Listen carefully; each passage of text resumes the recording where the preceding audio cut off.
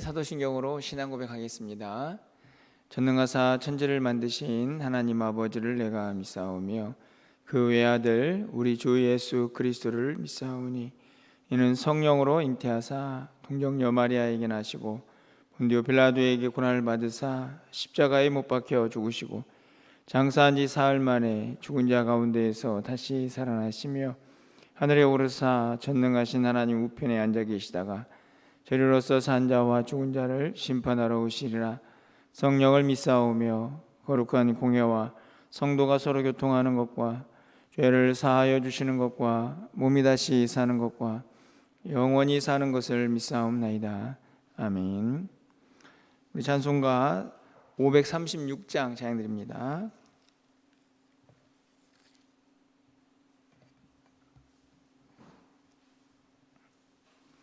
536장입니다.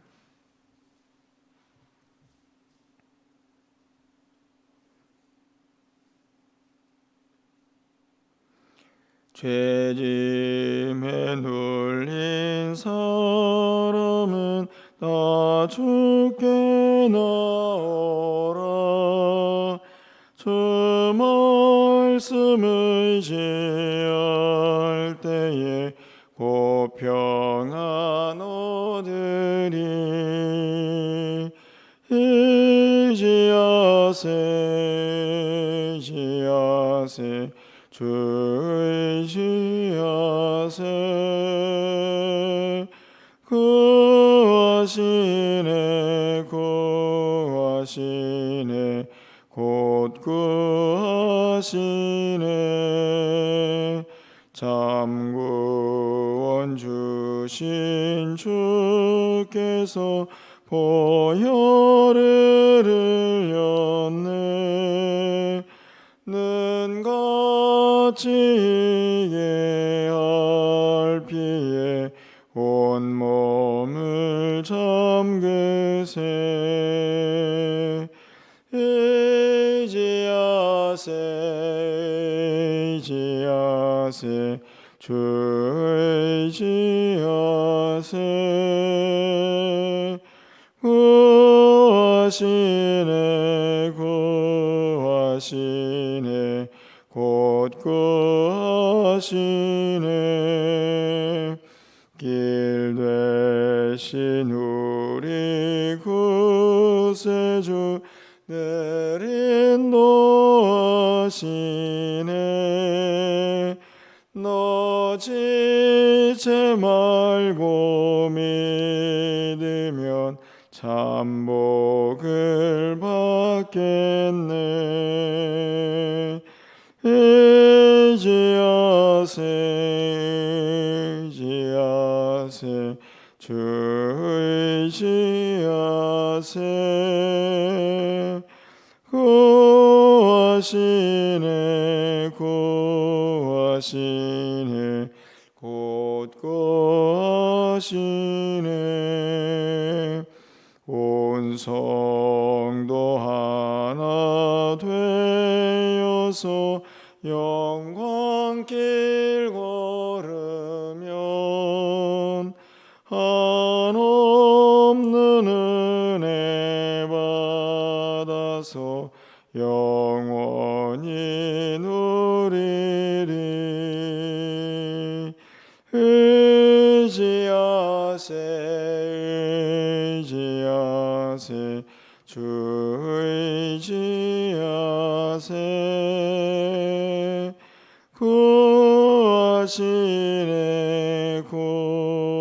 구하시네 곧 구하시네.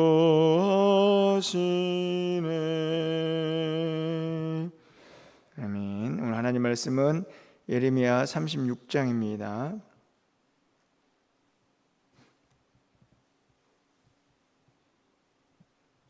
20절에서 32절 말씀을 교독합니다.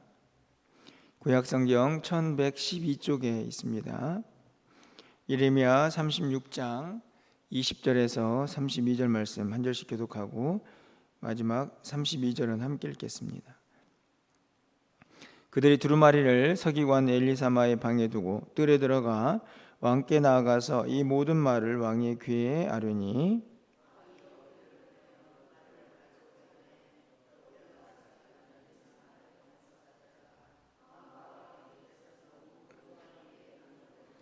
그때는 아홉째 달이라. 왕이 겨울 궁전에 앉았고 그 앞에는 불피운 화로가 있더라.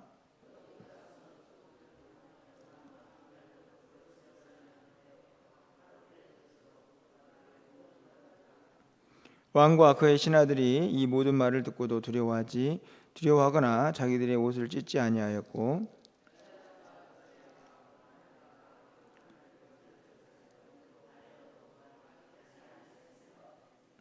왕의 아들 여르무엘과 아스라엘의 아들 스라야와 압델의 아들 세레마야에게 명령하여 서기관 바룩과 선지자 에리미야를 잡으라 하였으나 여호와께서 그들을 숨기셨더라.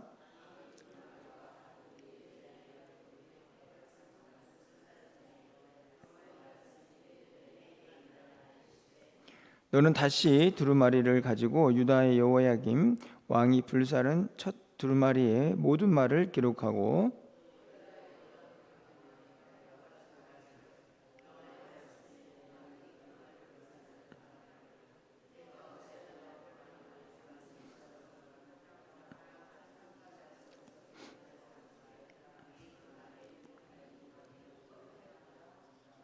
그러므로 여호와께서 유다의 왕 여호야김에게 대하여 이와 같이 말씀하시니라.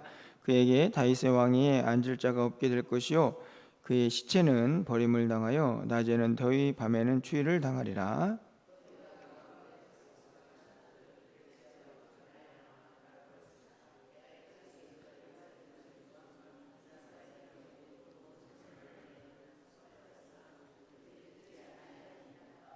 (32절입니다) 이에 예레미야가 다른 두루마리를 가져다가 에리야의 아들 서기관 바룩에게 주매 그가 유다의 여호야김 왕이 불살은 책의 모든 말을 예레미야가 전하는 대로 기록하고 그 외에도 그 같은 말을 많이 더하였더라. 아멘. 여러분들은 신앙생활을 하시면서 가장 힘든 부분이 뭐라고 생각을 하십니까? 아니, 단순히 신앙생활이 아니라 우리의 일상을 살면서 우리에게 가장 어려운 게 뭔가 이런 생각들을 좀 해보게 되는데요. 저는 그 중에 하나가 자기를 포기하고 내려놓는 것이다, 자기를 부인하는 것이다 라는 생각을 늘 해보게 됩니다. 사람은 태어날 때부터 굉장히 자기중심적입니다. 다시 말하면 자기만 생각하게 되는 그런, 어떻게 보면 죄성이라고도 생각이 좀 드는데, 그런 모습을 가지고 태어나죠. 그래서 다른 사람 말을 잘 듣지 않고 자기의 생각과 고집 이런 것들이 우리 안에 가득해 있는 것을 종종 보게 됩니다. 사실은 그게 신앙생활이나 또 삶의 여러 가지 모습 속에서 저는 그대로 드러난다라는 생각을 이제 하게 되는데요. 그렇기 때문에 자기를 부인하고 누군가의 말을 듣고 또 그 안에서 뭔가 좀 자기의 어떤 연약함을 변화시키는, 바꿔나가는 그런 삶이 참 쉽지 않다 하는 생각들을 늘 해보게 됩니다. 여러분은 어떠신가요?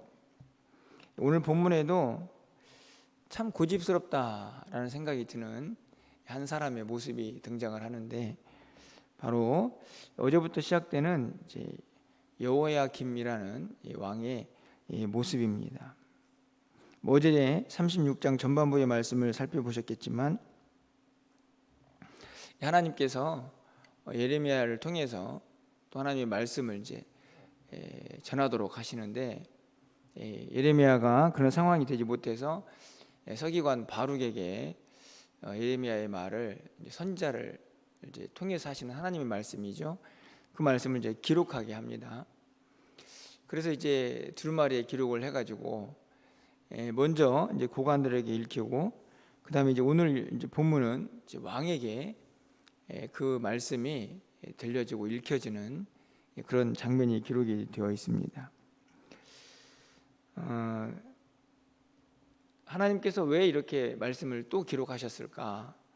그건 하나님의 마음이 그 속에 담겨져 있죠. 그 마음은 3절에 어제 말씀인데 기록되어 있습니다. 유다 가문이 내가 그들에게 내리려 한 모든 재난을 듣고 각기 악한 길에서 돌이키리니 그리하면 내가 그 악과 죄악을 용서하리라. 그렇죠? 아직도 하나님은 이스라엘 백성들이 돌아오기를 기다리고 회개하는 모습을 이제 고대하고 또 바라고 계신다 하는 것을 알 수 있습니다. 이 두루마리를 쓴 이유죠. 그러면 그 내용은 뭘까? 이제 하나님의 마음을 3절에서 보았으니까 어떤 내용이 담겨져 있을까? 우리가 생각해 보게 되는데 여러분 어떤 내용이 담겨 있을 것 같습니까? 그동안에 계속 하나님께서 하신 말씀이죠. 바벨론에 의해서 멸망할 거니까 항복해라.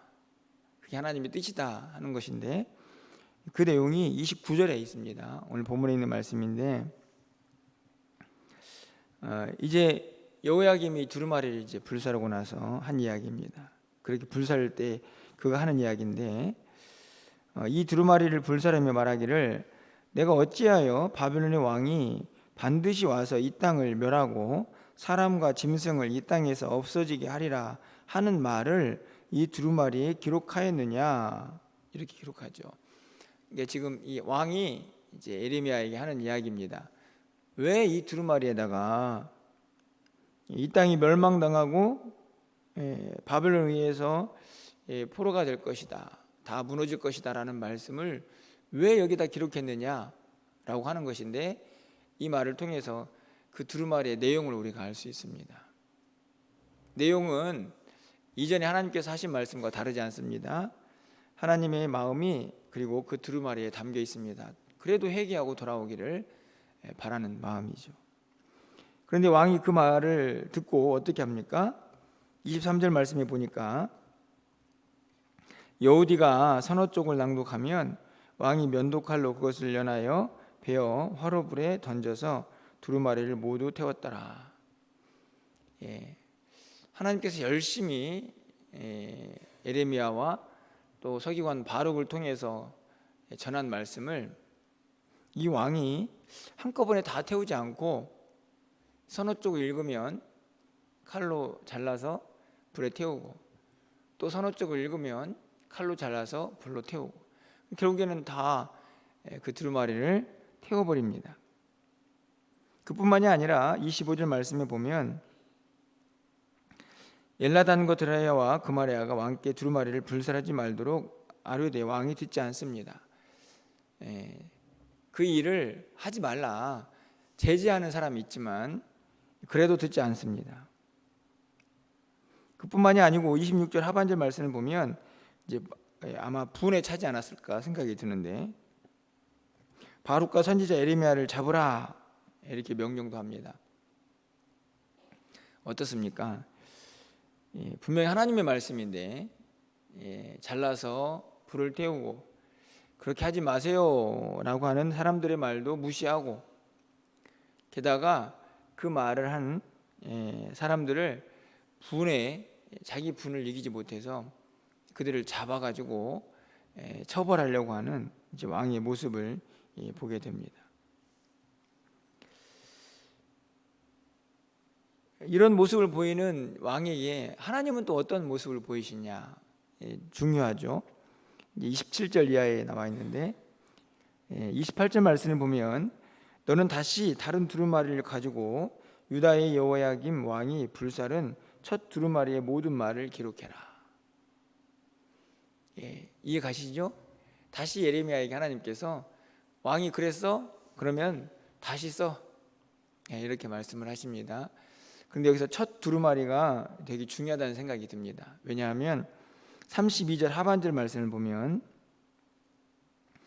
그가 유다의 여호야김 왕이 불살한 책에 모든 말을 예레미야가 전하는 대로 기록하고 그 외에도 그가 그 같은 말을 많이 더하였더라. 여기서 중요한 것은 그 같은 말을 많이 더했다. 그러니까 첫 두루마리의 내용을 그대로 다시 써라 이렇게 말씀을 하고 있지만 그게 끝이 아니고 거기에다가 그와 유사한 말씀들을 다시 더 많이 기록을 하셨습니다.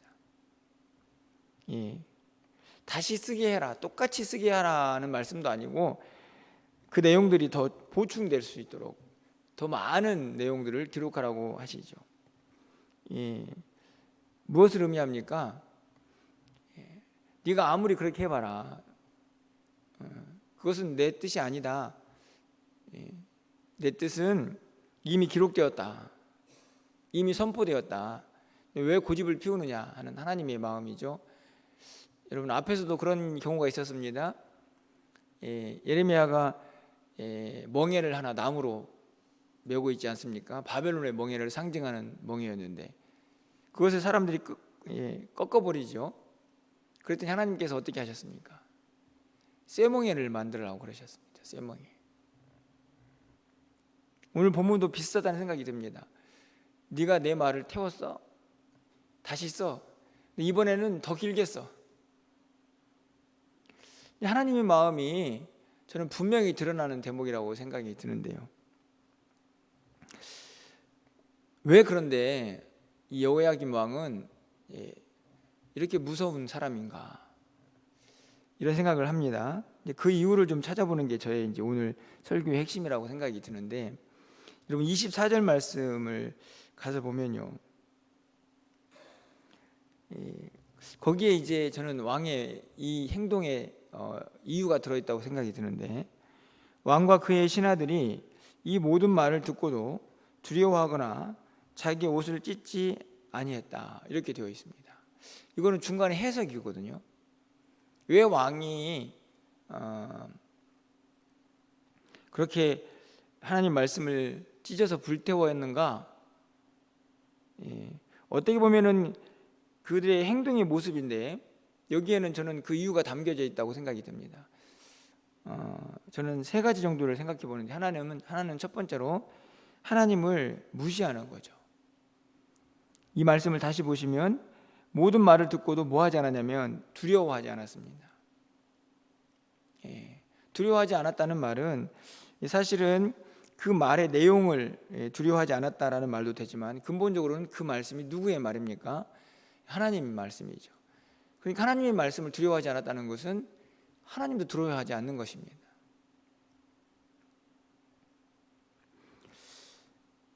그러니까 하나님의 말씀인데도 겁없이 그것을 불에 태우는 거죠. 여러분, 종종 우리가 이제 사극을, 옛날 이제 뭐 조선 시대나 이런 시대의 드라마를 보다 보면 왕이 뭘 내리지 않습니까? 명령을 내리거나 그러면 어떻게 합니까? 그 왕이 보낸 조서를 받을 때에도 무릎을 꿇고 밟고, 하물며 사약을 내려도 그걸 마시죠. 왕의 명령이기 때문에 그렇습니다. 그 경외함, 그 행동으로 드러나는 건데, 오늘 본문에 보면 이 왕은, 신하들은 두려워하지 않습니다. 하나님 얼마나 무서운 분인지, 이 경외의 대상이 되는지를 이들이 간구한 것이죠. 사람도 약해 보이면 막대하듯이 오늘 꼭 이 왕의 모습이 그러하지 않나 생각이 듭니다. 하나님을 경외하지 않죠. 두 번째로는 마음이 완악한 것입니다. 다시 24절 말씀을 보면 자기들의 옷을 찢지 않습니다. 그럼 옷을 찢는다는 말은 무엇을 의미합니까? 말씀에 반응하는 거거든요. 이 회개입니다. 아, 내가 이렇게 살아서는 안 되지, 하나님의 말씀이 이렇게 준엄하구나 라는 것을 깨닫고 회개하는 건데, 찢지 않았다는 말은 회개하지 않았다는 것입니다. 왜냐하면 그들의 마음이 강팍해져 있기 때문에 하나님의 말씀을 들을 수 있는 마음밭이 전혀 되어 있지 않는 것이죠. 그러니 회개도 않고 순종도 하지 않습니다. 마지막으로 한 가지를 더 생각해 본다면요, 자기들이 듣고 싶은 것만 듣고 싶은 것입니다. 그것만 듣는 거죠. 인간의 어떤 연약한 모습이 저는 이것이라고 생각이 드는데, 여호야김도 마찬가지입니다. 29절 하반절 말씀을 다시 보시면요, 네가 어찌해서 바벨론 왕이 반드시 와서 이 땅을 멸하고 사람과 짐승을 이 땅에서 없어지게 하리라 하는 말을 이 두루마리에 기록하였느냐. 그러니까 왜 너는 자꾸 바벨론에게 우리나라가 예루살렘이 멸망한다고 하느냐라고 이야기를 하는 거죠. 왜 그래 왜? 예. 그 말은 무슨 말이냐면 나는 그 얘기 듣고 싶지 않아. 예. 여러분들 앞에서 여호야김이 이 왕이 어떻게 이 두루마리를 불살랐습니까? 한꺼번에 다 불살른 게 아니죠. 서너 장씩 불살랐거든요. 그러니까 앞에 이야기를 듣고 이거 내가 원하는 얘기 아니네? 이런 이야기는 들을 필요 없지. 잘라서 불태우고 그 다음에 또 서너 장을 읽었습니다. 이것도 아니네. 저는 이 모습이 언젠가는 내가 듣고 싶은 이야기가 나올 거야. 그런 기대를 담은 것은 아닌가 하는 생각이 듭니다. 이거는 뭐 제 생각인데 어떻든지 간에 중요한 것은 29절 하반절 말씀을 보면 자꾸만 바벨론에게 멸망을 당한다고 이야기하니까 그 이야기가 듣기 싫은 겁니다. 정말 듣고 싶은 이야기가 뭘까요? 아닙니다. 우리는 절대 바벨론에 치지 않습니다. 우리가 누군데요? 하나님의 백성인데요. 이런 말 듣고 싶은 거죠. 실제적으로 앞에서 거짓 선지자들이 그런 이야기를 했던 기억이 있습니다. 그렇죠? 그 이야기에 백성들도 현혹이 되고 왕도 그런 이야기 듣고 싶은 겁니다. 저는 그 마음이 너무 크면 진리를 들을 수가 없습니다. 진실을 들을 수가 없죠. 근데 우리도 똑같습니다. 그렇지 않습니까? 우리도 내가 듣고 싶은 말이 강하면 정말 꼭 들어야 할 이야기를 듣지 못할 수 있습니다. 저는 설교를 들을 때도 마찬가지라고 생각이 드는데 우리가 듣기 좋은 말이 있고 때로는 찔려야 할 말씀이 있고 결단해야 될 말씀이 있는데 우리의 귀는 우리의 마음은 항상 듣기 좋은 이야기만을 듣고 싶은 마음들이 있죠. 저는 오늘 이 왕이 하나님의 말씀을 거부하고 불태우는 이 모습을 통해서 세 가지 이유를 좀 생각해 봤습니다. 하나님을 무시하고 그리고 마음이 완악하고 그리고 자기가 듣고 싶은 것만 듣고. 그런데 이 왕의 모습을 보면서요, 우리는 이 왕과 다른가? 이런 질문을 던져보게 됩니다. 이건 여러분에게만 던지는 게 아니고 말씀 묵상하면서 전하는 저에게도 던진 질문입니다. 사실은 우리가 겉으로는 이 왕처럼 노골적으로 하나님의 말씀을 거부하거나 이 말씀을 막 불에 태우거나 그러지 않죠. 그런데 우리의 모습을 보면 은근히 하나님 말씀 잘 듣지 않습니다. 이거 합시다. 이렇게 해야 합니다. 잘 안 됩니다. 마음도 뭔가 늘 뭔가 좋은 밭이 되어서 온유하고 그리고 어떤 말이든지 잘 뿌려져서 열매를 맺을 수 있는 그런 상태가 아니라 딱딱하고 굳어진. 그러다 보면 당연히 어떤 상태가 되냐면 내가 원하는 말씀만 듣고 싶은 거죠. 내가 듣고 싶은 말씀만 귀에 들어오는 것입니다. 제가 보기에는 우리의 모습도 조금 그 형태는 다르지만 이 왕과 그렇게 다르지는 않다는 생각이 좀 들게 됩니다. 그러면서 말씀을 보면서 또 전하면서 좀 많은 찔림을 받게 되는데요. 여러분 어떠신가요? 결국 서도로 다시 처음으로 돌아가면 우리에게 가장 큰 숙제는 나를 내려놓는 것입니다. 그래야 말씀이 들려오는 거죠. 그래야 순종이 가능한 것입니다. 우리가 말로만 순종이 제사보다 낫다 이런 이야기를 하지만 우리의 삶에서 우리가 얼마나 하나님 말씀대로 살지 못하는지, 우리가 얼마나 하나님의 말씀대로 변화된 삶을 살기에 더디고 무감각한 사람들인지 우리가 항상 깨달아야 합니다.